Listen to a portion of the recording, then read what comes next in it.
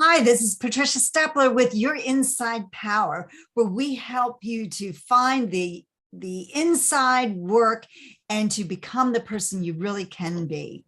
Today, I have as my very special guest, Valerie Huard, and she is going to be talking about trauma and clutter. Valerie, it's so nice to have you today. I'm so happy to be here, Patty. That's great. So let me just give our audience some information about you. Valerie went from trauma to triumph, and Valerie has seen it all. The tool set she gathered to overcome her childhood trauma has helped her to guide other trauma survivors get back their life. She's published books, and I think your book is Put That Stuff Down, right? Yeah. And she is also a speaker and an expert whose work with people all over the world. She brings you on a decluttering journey to declutter your stress, your mind, your space, and your time so that you can create the life that you want and free yourself from trauma. Valerie is a military wife, a mother of two, and experienced the rooting accumulation, decluttering, and moving cycle for a few times. So, Valerie, welcome to our show today. Hi, well, I'm so happy to be here. So, Valerie, there's a lot in that bio I just read about your life. Tell me about what happened to bring you on this journey dealing with trauma. So basically, as I was a child, unfortunately, I got abused. And I didn't know how to cope with that at that time. So that brought me on a long journey that took many, many years to be able to heal. Like I was in my 20s, I was married, I was having beautiful children, I was happy, but I was not happy. It was kind of inside me. And I was really on a place where I was not able to remember the happy moment of my life.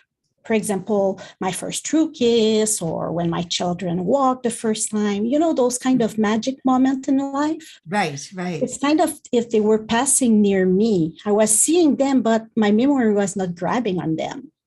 Interesting. Yes. So that was because I was disconnecting because my trauma was not solved.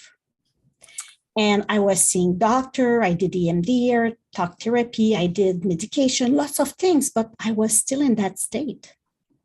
But you know what? What is the funniest thing is when you go see the doctor, they don't ask you if you have clutter at home when you come because you have mental health issue like trauma. But my mom asked me one day, and she asked me in a way that she was teasing me, She kind of said, Val, are you looking for an army? And you just said, my husband was military, Mm-hmm. But when she left, I opened my pantry, and there were 20 packs of pasta, maybe 15 cans of peaches, and tons of flour. I had enough to cook for an army. I was cluttering food. Wow, that's interesting. Yeah. And that's how you were dealing with this trauma that was outside of you. Yes. Doing all that stuff. But the real problem was you never solved the inside pain. Yeah. But it was not just in my pantry. My kids had more toys than at daycare. I had clothes 3 size up, 3 size down, just in case. My table, my dining room table was having piles of paper and on a corner of my countertop also. So there were clutter around me, but I wasn't thinking that it was an issue. So explain this to me, because, you hear about these people who hoard things and, keep things. Do you think a lot of them have some type of trauma in their background? Most of them. I'll tell you what's happening. So there's a link between trauma and clutter. So basically, when you had a trauma, your brain is modified physiologically. So there's 2 things that happen. There's that center in the brain where you have the stress control, the fight, flight, freeze, or fawn method. that we all Yes. use one of these. So basically what your brain does in that moment, it requires cortisol. This is how we have that stress response. Okay. And the level of cortisol go higher. But what happens when the level of cortisol go higher? The cortex, the part that where we can organize, where we can plan, where we can put away things, is slow down, as well as at the self-care and all other things like that. Oh, that's fascinating. So if you don't have self-care abilities because you have so much cortisol in your brain, and if you have difficulty planning and organize, of course your house will become messy and cluttered. That's why we see a lot of people with depressed feeling having a bit the same problem. And the second thing that happened with the frontal lobe when we have a trauma is the frontal lobe has a reduced activities. That's what they see on MRI of soldier and lots of people. And this is exactly where is the organizing skill. Wow. So there's two reasons why we become clutter. So basically it can look like this, you know, you arrive home and instead of bringing your shopping bag in the kitchen to empty them, you drop them in the entrance and you continue your way. It could be with the lunch bag that you don't unpack it. It could be lots of different things like that, or the mail that you put on the countertop. And then it starts to piles. And more it piles up, you know, the brain is a fascinating thing. And it consider everything that is in your surrounding, not just what you are focusing on right now. So more things they are, more stress is the brain. And we just said that when the brain is stressed, it asks for cortisol. So then it's become even more difficult to put away the things. Wow. And another fascinating thing is, you know, a lot when your cortisol is high, and we see that a lot with people with trauma, there's those addiction coming. When I say addiction, I'm talking in general. It's not just about drug and alcohol. It could be shopaholic, workaholic. It can be buying things. Yes, there are all kinds of addictions. Exactly. And a lot of us have some of them. Yes. And so I was buying things because I was feeling good when I was buying things. Right. And then I was arriving home and the clutter was piling. So I was feeling more stress. So to release my stress, I'll go on Amazon and I'll order something. Then I feel good. But then the boxes accumulates. And it just becomes a vicious cycle. It is exactly that. It's what I call the clutter vicious cycle. So then the solution is, you said you went to doctors, you went to therapists, and they weren't asking about the clutter. So you made this connection, or did somebody finally make that connection for you to show you that it was all part of the same thing? Let me tell you how it happened. Okay. My husband got posted, so we had to move. And when the mover came, I still remember his face, you know, in his blue uniform and his little cap on. And he told me, "Ma'am, I cannot move your things. You have to let go of at least half the stuff." I was just speechless, you know. I was kind of, no more. And we had 3 months to declutter, and it wasn't enough. So my husband had to move first, and I had to stay behind to declutter with our 2 toddlers. And the night he went, the night he left, you know, it's when it hit me. It's really like that pivotal moment in my life where I was sitting on the floor crying and asking myself, am I a hoarder? Where should I start? How long would it take? Will I ever be again with my husband? And all those questions were really, really kind of hitting me that night. And after I start making a plan and I start decluttering more after that. But the problem is when I was seeing a post of garage sale on a corner of the street, my heart was beating and I was wanting to go buy something new, those treasure that you find in garage sale. So after a couple months, I was still having the same level of clutter, even if I was decluttering. Oh, wow. But what I realized is the more I let stuff go, the more I was in touch with my feelings and my emotion. So I was able to learn to let go of the trauma, let go of my stress, let go of the negative mind. All at the same time that I was letting go of the clutter. So with the trauma that you had, were you aware that you had that trauma or had your brain suppressed that? It suppressed it for a couple years. Okay. But I was aware a bit before the time of moving. I was just not connecting that clutter was connected. And what happened then is, yes, I was able to declutter completely and feel better and smiling and not needing a nap in the afternoon anymore. And, all those positive things, and even moved back with my husband. So the family was reunited. And one day we went on a cruise. And, you're on that cruise. And when I arrived, the time that the cruise turned and come back, and normally I would have thought like, oh, no, I don't want to go back home, And then it was kind of, oh, there's a nice, tidy home waiting for me. That's great. So it was a completely mindset shift. So what caused you to stop collecting and, having clutter? So I really had to work on 4 stages. And that I really analyzed it like I did it myself. And then I had to stop and really look at what I have done, because I did my own staging course and my professional organizing course and all of that.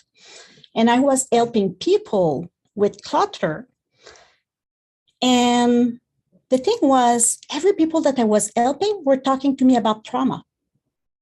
Wow.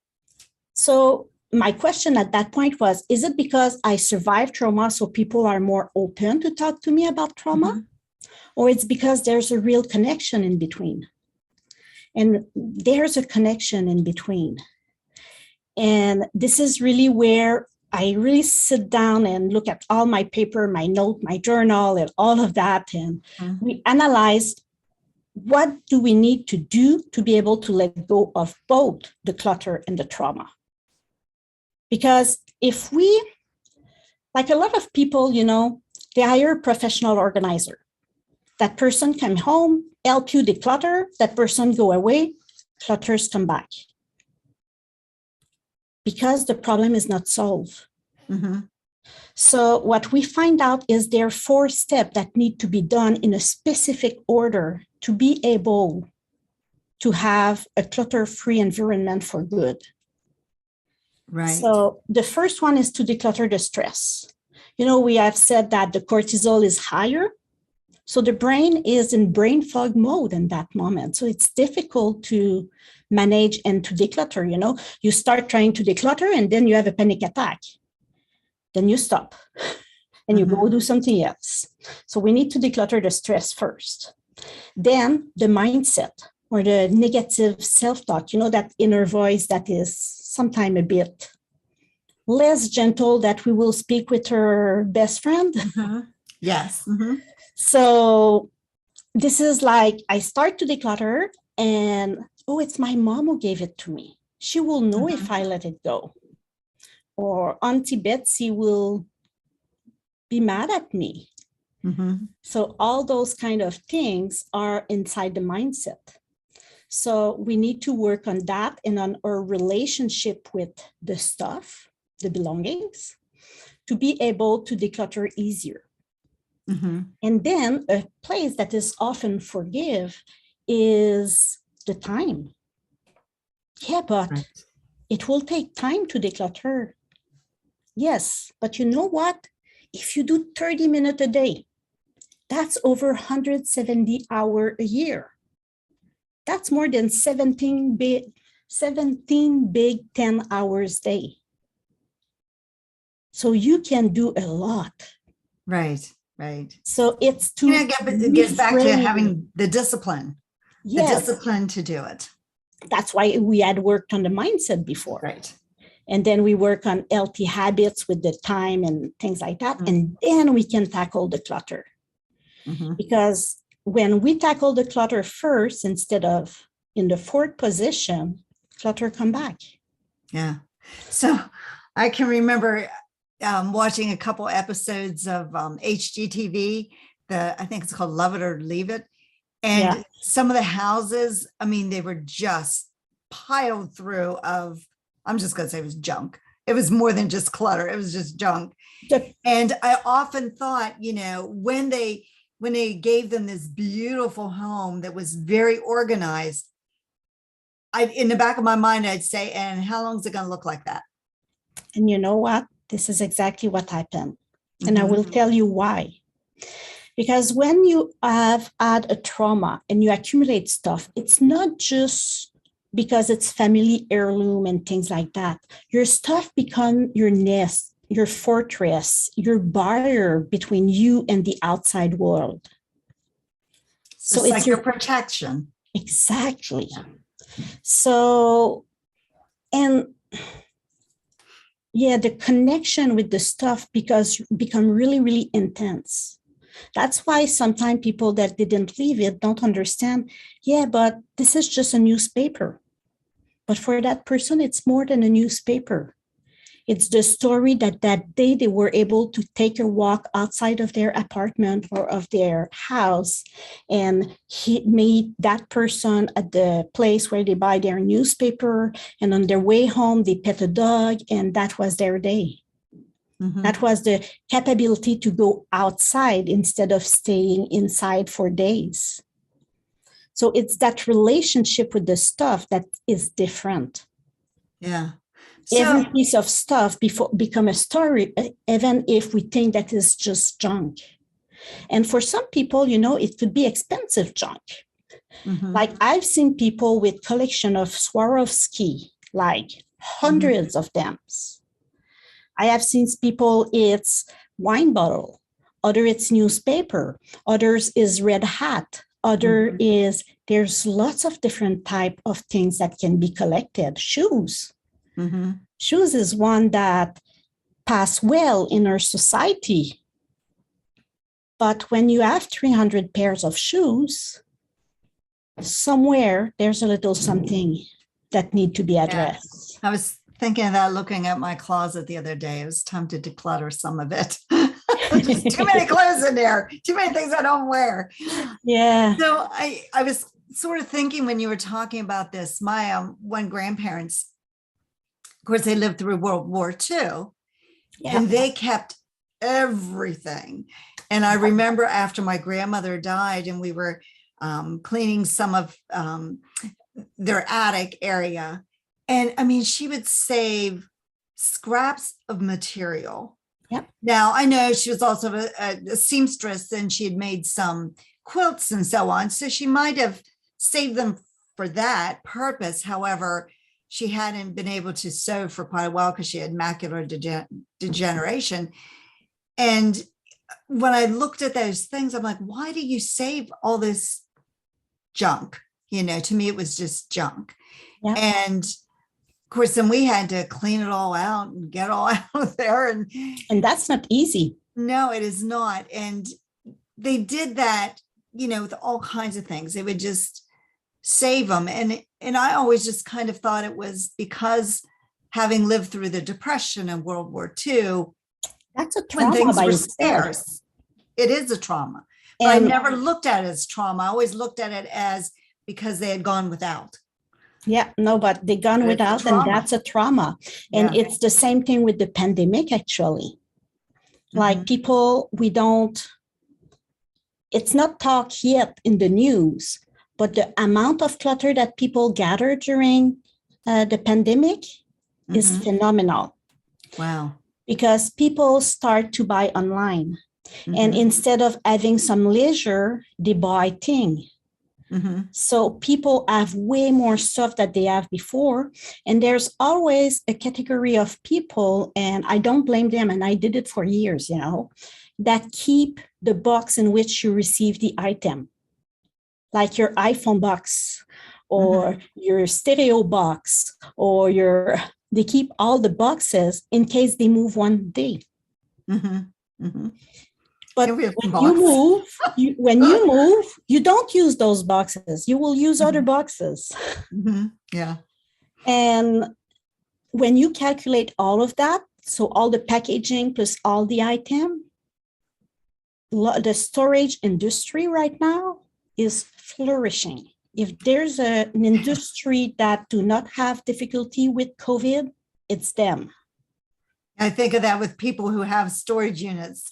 They have maybe a fairly nice sized home and then they have a big storage unit. I'm like, for what purpose do you have that storage unit? Why do you need all that extra space? But, you talk about your grandmother and you had the ability to discern what to keep and what to not to keep. Right. But some people will go to their parent house and will keep 60, 70% of what's in there. Well, and they bring it into their household.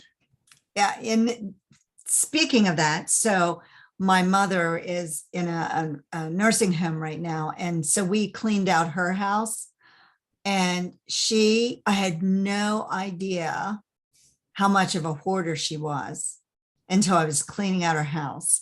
And she would just buy things.